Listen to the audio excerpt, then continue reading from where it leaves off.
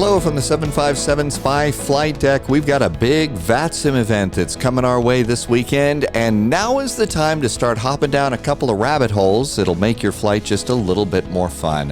Hello, I'm Dave. I do the Spy Flight over on Twitch, and across the pond, across the land, these are big events, and there's a couple of things that are a little bit different about these as far as flight simmer flights. The big deal for us here, the big reason for the video is we all have a departure time. And normally in flight sim, we just get in the airplane and go and fly and have a good old time.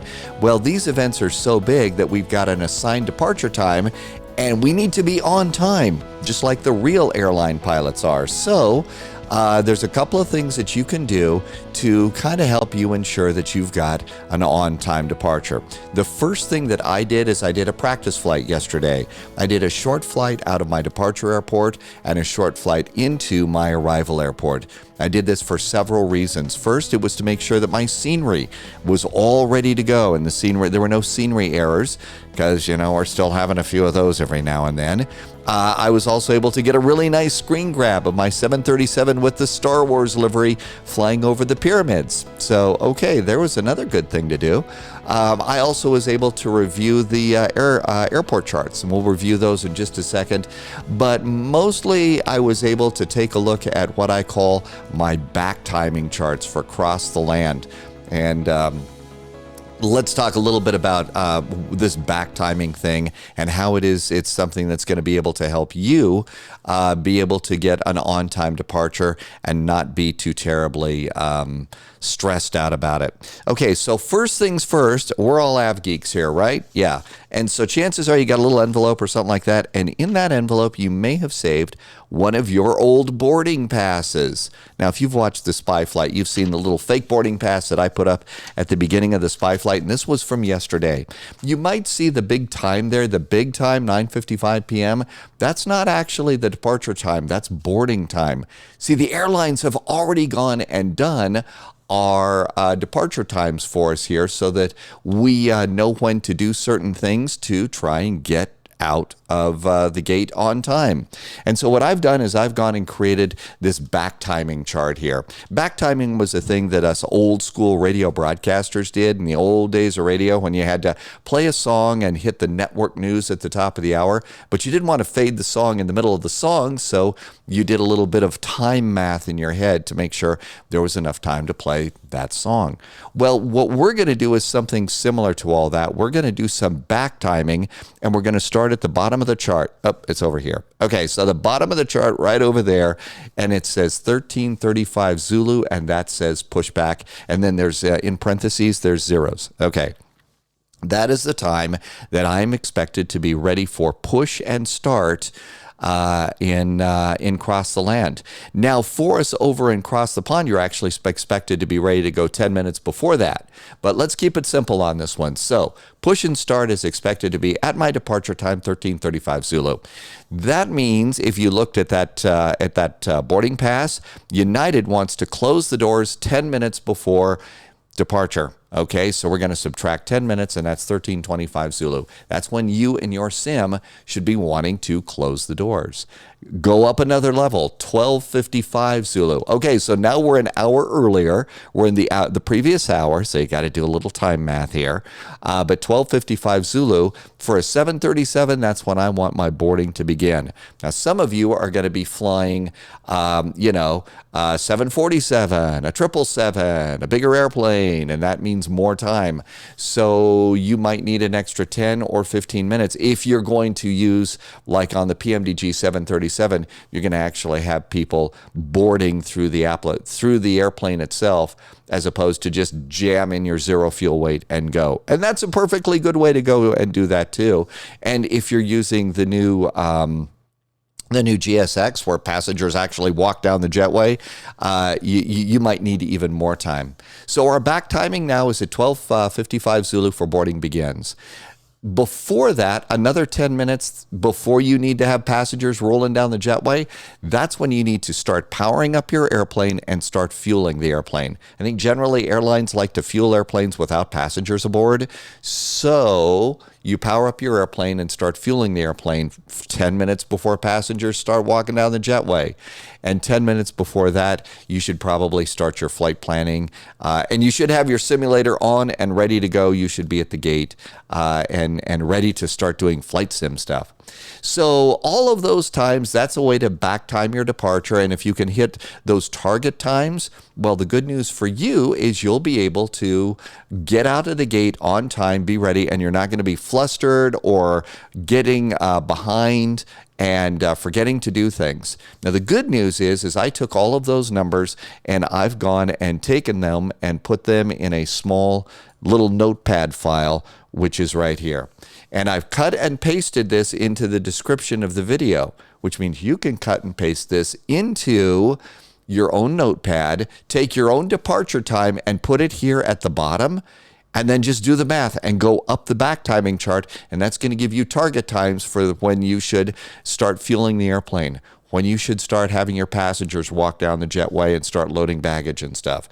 So that way you will be ready to go at exactly the time that you're ready to go. So there's a little bit of the back timing thing. Now, another thing that really can go and tax your brain cells first thing in the morning is Zulu times. Okay, sometimes Zulu time math just really, there hasn't been enough coffee for me to deal with that. Well, we got a little help here. So if you're using Sim Toolkit Pro, which I use, look at the bottom here, this little thing down here. See where it says 1426Z? That is the current Zulu time. Okay, so that's my little Zulu time clock there, which is really pretty cool. And if you see, it says 1426 Zulu. Well, okay, if you look at my back timing chart, I'm clearly an hour late for departure, but that's when I'm not departing right now. But you can use that clock to help you stay on time. Now, guess what? If you're not using Sim Toolkit Pro, if you're using Volanta, it's got a Zulu time clock too. So you're in good shape and ready to go for that. Another thing that I did is, aside from just getting a really cool picture of my 737 next to the pyramids, is yesterday's test flights that I did not only checked out the airports for scenery errors, but I was also able to review the airports too.